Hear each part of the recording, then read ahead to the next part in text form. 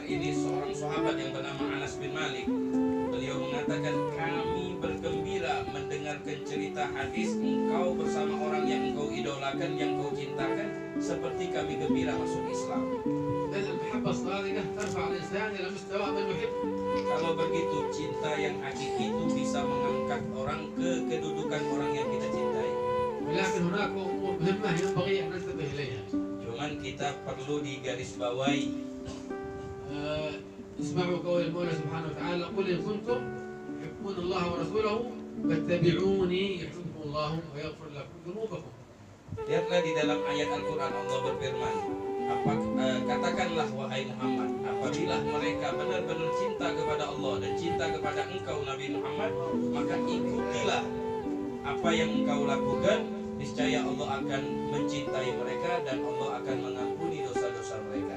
قل إن كنتم تحبون الله ورسوله فاتبعوني. اتبعوني اتباع النبي صلى الله عليه وسلم. النبي صلى الله عليه وسلم جاء بأوامر وجاء بنواهي. وهي تسمى بالتقوى، تقوى الله عز وجل. أن تمر بالأوامر وننتهي عما نهانا الله عنه. Jadi cinta kepada Allah dan cinta kepada Rasulullah. Kalau benar-benar kita cinta kepada Allah dan cinta kepada Rasulullah, syaratnya harus ikuti Nabi Muhammad SAW. Ikuti Nabi Muhammad itu menjalankan perintah Allah, meninggalkan larangan Allah yang kita namai dengan takwa Allah. وهنا تكون المحبة صادقة وفي أعلى درجات الصدق. Nah, inilah yang dinamakan orang yang cinta. Orang yang cinta selalu mengikuti perintah Allah, perintah Rasulullah, meninggalkan larangan Allah dan yang dilarang oleh Rasulullah. Inilah arti daripada mahabbah yang hakiki. النبي صلى الله عليه وسلم حثنا على إقام الصلاة. Nabi memerintahkan kita rajin sholat. وأمرنا أيضا أن ننتبه من أولادنا في إقام الصلاة. Kemudian kita peduli kepada anak-anak kita, bagaimana dia mengerjakan sholat atau tidak. يقول صلى الله عليه وسلم مروا أولادكم بالصلاة لسبع. Kemudian Rasulullah SAW bersabda, ajak anak kalian, perintahkan anak kalian untuk sholat tak kala dia berumur 7 tahun. وتقوم على تركها ل10. Dan pukullah bila meninggalkan kalau sudah berumur 10 tahun. فرقوا بينهم في المضاجع. Kemudian pisahkan di dalam tempat tidur kalau sudah berumur 10 tahun. كيف نحن مع بيوتنا مع أهلنا وأولادنا إقام هذا الركن العظيم من أركان الإسلام وهو أعظم ركن بعد الشهادتين الصلاة. Bagaimana kita di dalam rumah tangga kita di dalam menjalankan sholat? Padahal perintah sholat ini rukun yang nomor 2 setelah membaca kedua kalimat syahadat. واظبوا على الصلاة في المسجد. Kemudian kita peduli juga sholat di masjid. وخذ أولادك معك إلى المسجد، عودهم من الصغر حتى يتعودوا على حضور الصلاة في الجماعة في المسجد. Kemudian kita ajak anak-anak kita untuk pergi ke masjid. Bila perlu kita gandeng anak-anak kita supaya terbiasa untuk hadir ke masjid melaksanakan sholat berjamaah. لأنك إذا ربيت أولادك تربية حسنة من الأعمال الصالحة التي يعملونها تكون في صحائف أمهم وأبيهم. Kalau seandainya kita mengajarkan anak kita, mengajak anak kita sholat, apa yang dilakukan oleh anak akan kita mendapatkan kepercikan pahala dari yang dilakukan oleh anak. بالعكس المصيبة الكبيرة إذا واحد أهمل الأولاد ولم يعلمهم أمور الدين، لأنهم يوم القيامة سيشتكون الله عز وجل منهم. Begitu sebaliknya, kalau kita tidak peduli kepada anak kita, kelak di hari kiamat kita akan dituntut di hadapan Allah Subhanahu wa Ta'ala. ونذهب إلى المسجد ويعطى بكل خطوة حسنة. Kita berjalan ke masjid, setiap langkah kaki kita ke masjid dihitung satu pahala dari Allah Subhanahu wa Ta'ala. وتمحى عنك بكل خطوة سيئة. Kemudian setiap satu langkah kita berjalan ke masjid diampuni satu dosa. وترتفع بكل خطوة درجة. Kemudian setiap langkah kita pergi ke masjid diangkat satu derajat di sisi Allah. وأيضا حثهم على الحرص على هذه السنة العظيمة سنة السواك. Kemudian kita peduli juga dengan sunnahnya Rasulullah, sunnah yang agung, menggunakan kayu siwak. لأن الأجر والثواب يضاعف بذلك. Karena orang yang sholat menggunakan kayu siwak, pahalanya dilipat gandakan oleh Allah. النبي صلى الله عليه وسلم يقول ركعتان بسواك أفضل من 70 ركعة من غير سواك. Di dalam hadis Rasulullah SAW bersabda, 2 rakaat kita sholat menggunakan kayu siwak lebih afdal daripada 70 rakaat tanpa kayu siwak. وأعظم فائدة للسواك أنه يذكرك الشهادة عند الموت لا إله إلا الله محمد رسول الله صلى الله عليه وسلم وصلاة الحسن خاتمة. Di antara keutamaan orang yang pakai siwak, maka dia akan mengingatkan kita di saat malaikat akan menjemput kita menjelang ajal kita, kita akan mati dalam keadaan husnul khatimah. وعلينا أن ننتبه لنسائنا وبناتنا. Kemudian kita peduli juga anak-anak kita, istri-istri kita jaga. لأنه لا يجوز للمرأة البالغة أن تظهر شيء من جسمها إلا بالوجه والكفين فيه خلاف بين العلماء. Kemudian kita peduli kepada anak-anak kita, istri-istri kita untuk menutup auratnya. والتبرج وإظهار وكشف الشعر الأجانب. Kemudian jangan sampai anak-anak kita, istri-istri kita keluar dalam keadaan bermaksiat kepada Allah Subhanahu wa taala.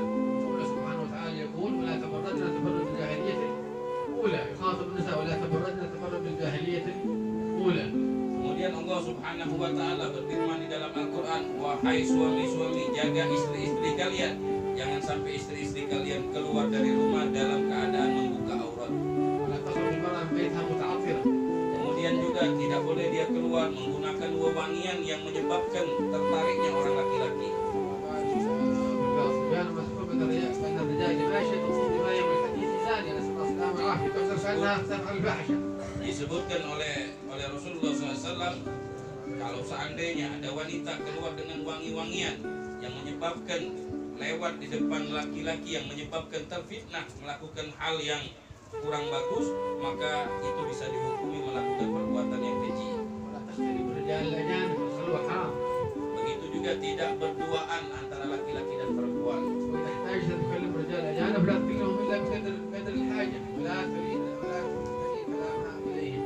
Kemudian kalau seandainya butuh ngomong, cuma ngomong sepentingnya saja.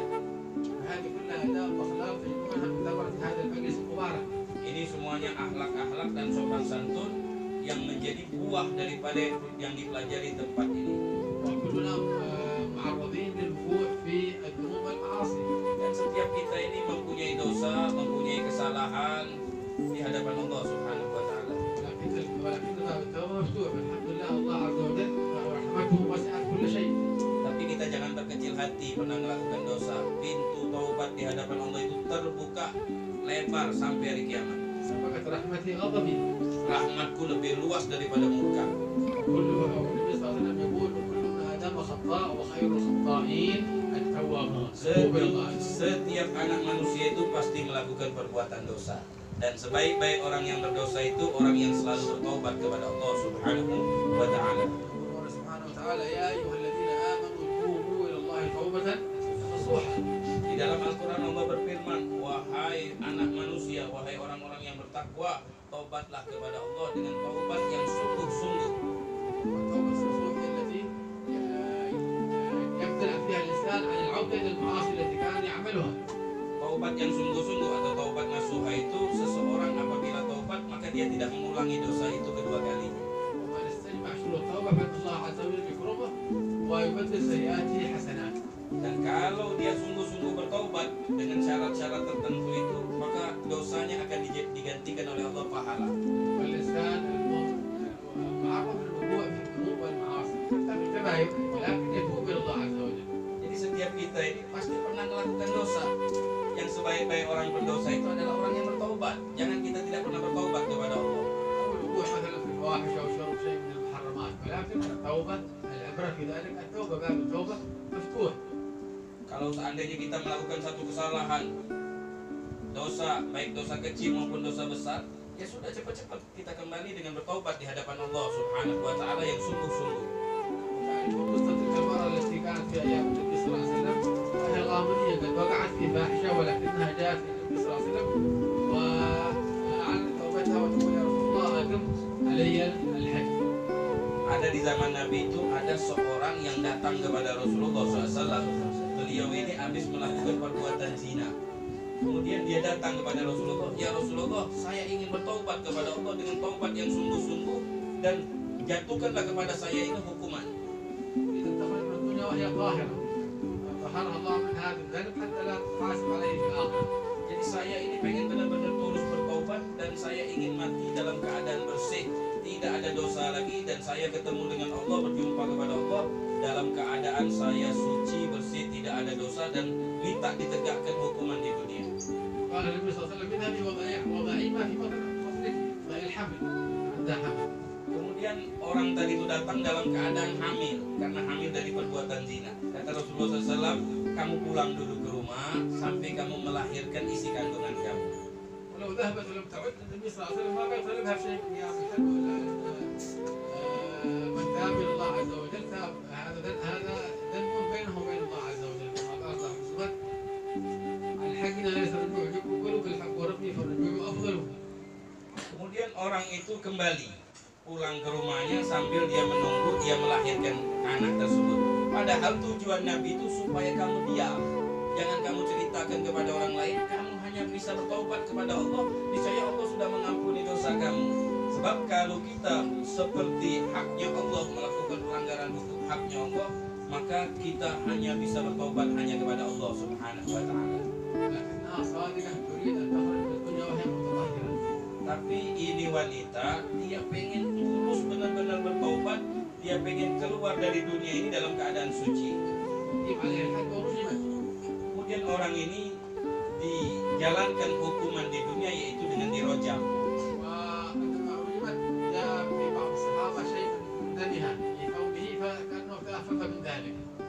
Kemudian dirojam itu dilempar dengan batu kecil sampai mati. Itu hukum Islam, rojam kalau melakukan perbuatan zina.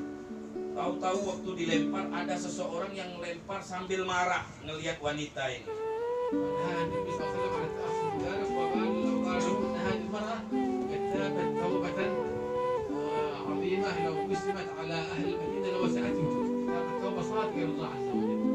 Kemudian melihat orang yang melempar dalam keadaan marah, Nabi juga marah. Kamu jangan marah kepada wanita yang sudah bertobat dengan sungguh-sungguh. Tahukah kamu orang yang bertobat seperti wanita ini seandainya pahala yang dia boleh dari Allah karena dengan taubat itu dibagikan kepada penghuni kota Madinah, penduduk kota Madinah, maka cukup kebagian daripada pahalanya.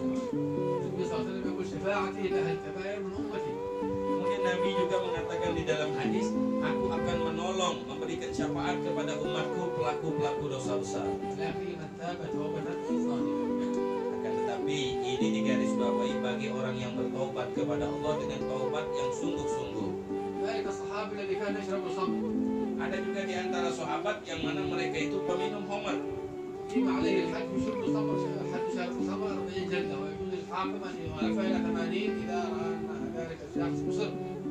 Kemudian orang itu dihukum oleh Rasulullah SAW dengan dicambuk 40 kali. Boleh seorang hakim, seorang polisi atau seorang polisi lah untuk menambah sampai 80 kali menurut kemaslahatan sebagaimana disebutkan dalam kitab fikih.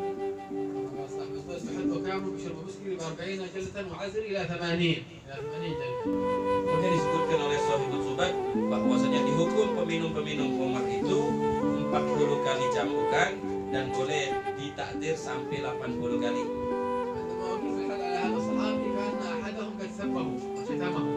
Waktu mau dihukum si peminum yang bertobat ini, ada di antara sahabat mencaci orang ini.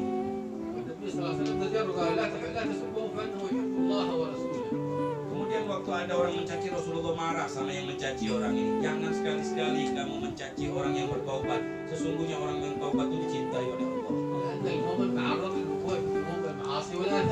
Jadi artinya seorang mukmin itu bisa saja melakukan perbuatan dosa.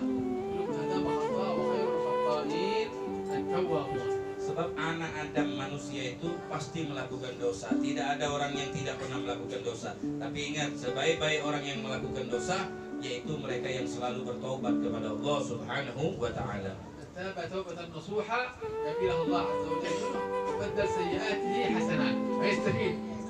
يستفيد توبة من الله عز وجل وأعظم من ذلك من ساعات رحمة الله عز وجل تكون السيئات حسنات. هذا أعظم كرم من المولى سبحانه وتعالى. Kalau orang yang tulus sungguh-sungguh bertobat di hadapan Allah Subhanahu wa taala, apa yang dia peroleh? Yang akan ia peroleh dosanya diampuni oleh Allah, dosanya diganti oleh Allah pahala. Ini adalah balasan dari kemurahan Allah kepada manusia.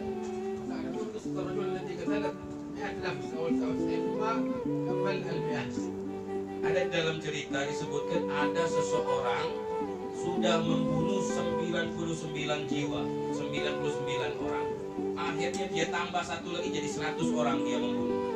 سأل عالما أو في البداية سأل 99 ثم سأل عابدا. عابد هذا جاهل لا يعرف شيء عن العلم، ولهذا مجالس العلم مهمة جدا أن يتعلم الإنسان ويعبد الله على علم. Di waktu dia mau bertobat, dia berjalan, sudah 99 orang yang dibunuhnya. Tahu tahu-tahu dia bertanya kepada orang bodoh. سأل عابد قال له انه قتل 99 هل له من توبه؟ قال له العابد ما لك توبه كيف تقتل 99 نفس؟ انت ما لك توبه فكمله. Di waktu dia membunuh 99, dia bertanya kepada orang yang bodoh. Dia bertanya, wahai kawanku atau orang, saya mau bertobat, apakah pintu taubat masih dibuka oleh Allah? Karena dia tidak mengerti, dia menjawab, pintu taubat sudah ditutup oleh Allah, tidak ada taubat bagimu. Dibunuh lagi, jadi genap 100 dia membunuh orang. لكن الرجل نفسه تدعوه الى التوبه، اميره يؤنبه يريد ان يقبل على الله عز وجل. Tapi orang ini setelah dia banyak membunuh, dia selalu menyesal. Hatinya kepengen kembali kepada Allah dan dia kepengen bertaubat kepada Allah Subhanahu wa taala. فذهب الى عالم، فرق بين العابد الجاهل والعالم العابد الذي يعبد الله على علم. Akhirnya dia datang ke rumah orang alim, orang-orang soleh. Kalau tadi orang bodoh tidak ngerti, dia mengatakan pintu taubat ditutup, dan sekarang dia datang ke rumah orang alim. Orang alim tahu pintu taubat harus dibukakan oleh Allah Subhanahu wa taala. لهذا نحثكم على حضور مجالس العلم. Oleh karena itu kami anjurkan kepada kalian yang hadir, ketunilah, seringlah hadir ke majelis ta'lim.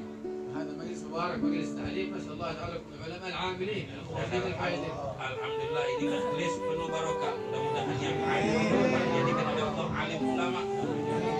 ولما سال العالم قال له انه قتل 100 نفس هل له من توبه؟ Akhirnya dia datang ke rumah orang alim, dia bertanya kepada orang alim, wahai alim, saya sudah membunuh 100 orang, adakah saya diterima kalau saya bertobat? فافتاه على علم. العالم افتاه على علم ليس على جهل الذي قبله العالم، لا بالجاهل. افتاه على علم وقال من ذا الذي يحول بينك وبين المولى عز وجل؟ باب التوبه مفتوح، تب الى الله عز وجل. Kemudian dia datang ke orang alim kalau ditanya dia menjawab pakai ilmu. Lain kalau orang bodoh, dia ditanya dia tidak mengerti jawaban, dia menjawab dengan pikiran dia sendiri. Dijawab oleh orang alim, kamu tahukah, walaupun kamu membunuh 100 orang, pintu taubat yang Allah itu selalu terbuka. Dan kapanpun kamu bertobat masih bisa bertobat. ولكنه نصحه نصيحه. Kemudian orang alim tadi memberikan beberapa pesan nasihat. قال وانت الان تعيش في ارض فيها اشرار تكتب فيها القتل، اذهب الى بلاد الصالحين. Kemudian kata orang alim, kamu hendaknya cara kamu bertobat, kamu kumpul dengan orang baik. واعبد الله معهم. Kemudian kamu beribadah dengan orang baik. فسافر بصدق واخلاص وهو مشتاق الى بلاد الصالحين وبلاد العلماء. Kemudian dia keluar dari kampungnya, hatinya rindu, kangen, ingin bertemu dengan orang-orang baik. عندما كان في الطريق وافته المنيه ومات. Di tengah jalan, tahu-tahu didahului oleh kematian, matilah di tempat itu. واختلفت الملائكه فيه، ملائكه الرحمه يقولون ناخذه من الجنه لانه كتاب من الله عز وجل. ملائكه العذاب يقولون لا هذا قد قتل 100 نفس لابد ان يعذب في النار. Kemudian berselisih pendapat antara malaikat yang menjaga surga dan malaikat neraka. Malaikat yang menjaga surga, malaikat rahmat, mengatakan orang ini tidak ada dosa karena dia sudah bertaubat kepada Allah. Dijawab dengan malaikat yang menjaga neraka tadi itu yang suka mengazab, ini orang membunuh 100 orang, dosanya sudah berat. فاوحى الله الى الملائكه ان يسوا بين الارضين، يسوا هل هو اقرب الى بلاد الصالحين ام هو اقرب الى بلاد الاشرار. Kemudian Allah mewahyukan kepada dua malaikat itu, ukur yang mana yang lebih dekat. Apakah dia lebih dekat dengan kampungnya orang baik, apa lebih dekat dengan kampungnya orang yang tidak baik. كان اقرب الى بلاد الصالحين تاخذ ملائكه الرحمه الى الجنه، وكان اقرب الى بلاد الاشرار تاخذ ملائكه العذاب. Kalau seandainya lebih dekat ke kampungnya orang baik, maka silakan malaikat yang membawa rahmat untuk membawa dia ke surga. Kalau dekat ke tempat orang yang tidak baik, maka malaikat azab yang akan membawanya ke neraka. فلما قاسوا بين الارضين وجدوه اقرب الى بلاد الصالحين بشبر، شبر ازيد الى بلاد الصالحين اكثر من بلاد الاشرار. Kemudian setelah dihitung, tahu-taunya lebih panjang ke tempat kota orang-orang baik, cuma 1 jengkal segini aja. وهذا الشبر جاء من اشتياقه لبلاد الصالحين، انه عندما حس بقرب الموت كانه ناء بكلكله وقفز قفزه حتى من اشتياقه للذهاب الى بلاد الصالحين فنفعه هذه القفزه وصار اقرب الى بلاد الصالحين بشبر.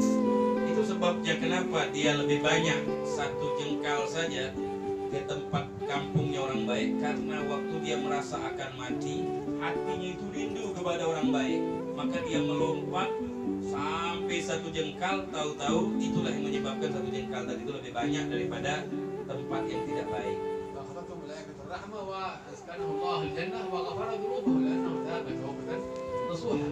Akhirnya orang ini dimasuk oleh Allah ke surga, diberikan pahala dan diampuni segala dosanya. وكلنا معرضين للذنوب والمعاصي والأخطاء. Dan kita ini pernah melakukan kesalahan, setiap kita. مهما عمل الإنسان من ذنوب ومعاصي لا ييأس من رحمة الله عز وجل. اليأس من الذنوب هذا من الكبائر. Dan kita seberapa banyak pun dosa yang pernah kita lakukan, jangan putus asa. Karena putus asa itu dosa juga di hadapan Allah. قال تعالى قل يا عبادي الذين اسرفوا على انفسهم لا تقنطوا من رحمة الله إن الله يغفر الذنوب جميعا. Di dalam ayat Al-Quran Allah berfirman, wahai hamba-hamba Allah, jangan kalian putus asa lantaran dosa-dosa yang pernah kalian lakukan, akan tetapi kalian bertobat dan kembalilah kepada Allah, sesungguhnya Allah mengampuni seluruh dosa kalian. هذه الأيام والليالي العظيمة هي أدعى لنا إلى أن نطيع الله عز وجل بالتوبة الصادقة.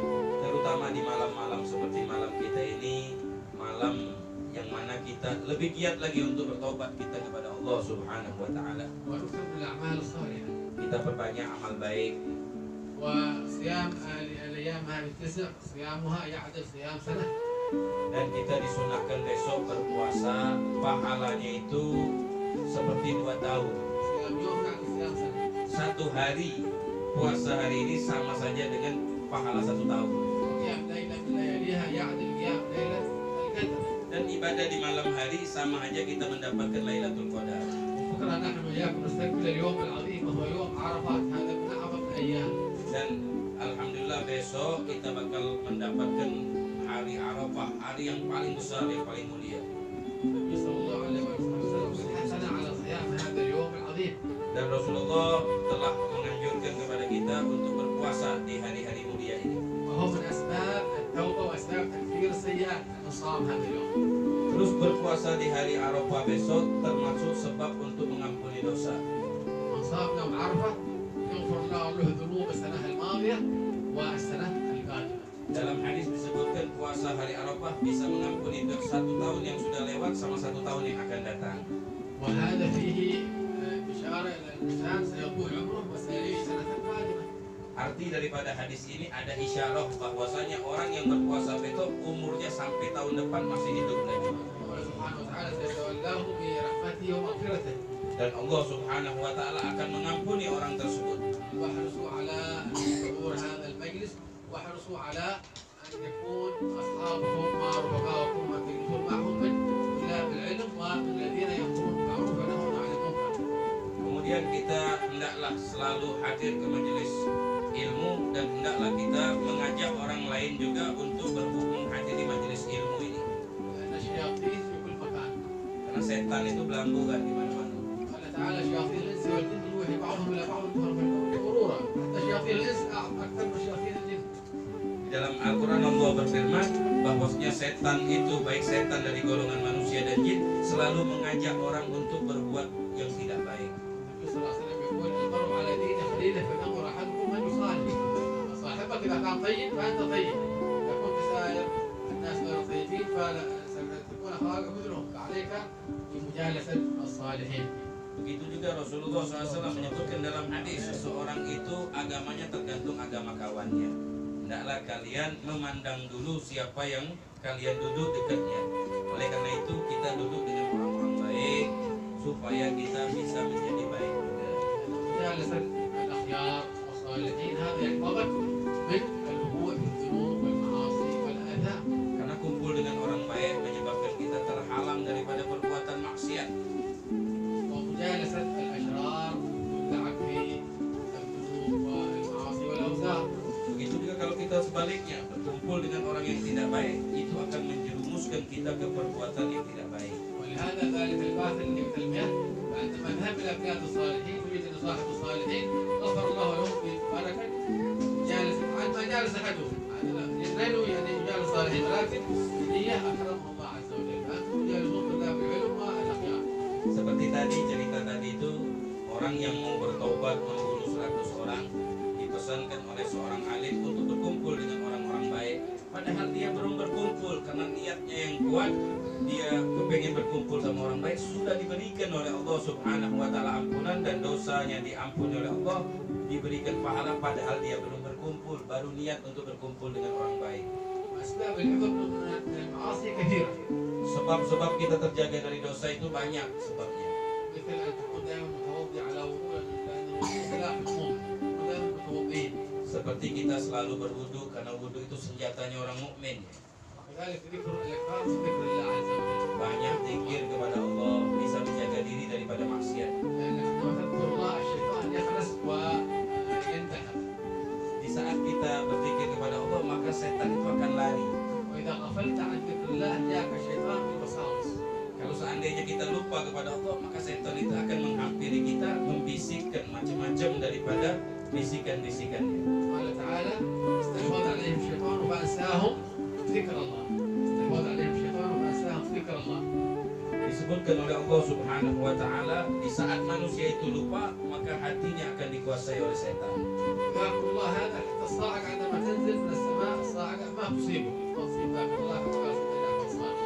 Disebutkan juga oleh Al-Imam Ja'far Shadiq bahwasanya kalau kita banyak berzikir kepada Allah, apabila kilat dan petir turun ke bumi menyambar yang ada di bumi, maka orang yang berzikir tidak ada tersambar kilat. وأعظم شيء يحفظك من الشياطين ومن المعاصي المواظبة على الصلاة في أوقاتها وفي المسجد وفي الجماعة.